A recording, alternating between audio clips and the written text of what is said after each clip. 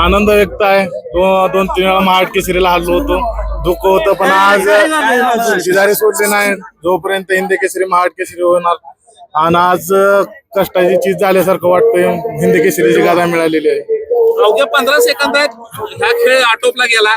खरं तर त्याच्यात दुखापत झाली. काय हे खेळामध्ये या गोष्टी होत असतात, पण काय वाटतं एकूण हा खेळ 15 अजून रंगायला हवा होता? काय वाटतं? नक्की कुस्ती व्हायला पाहिजे होती पण जाणून बुजून नाही. पण डाव करताना ते हाताला लागल्यामुळे दुखापतीमुळे कुस्ती निम्म्यातनं झाली. आनंद वाटतो कारण एवढी वर्षाचं कष्ट आहे.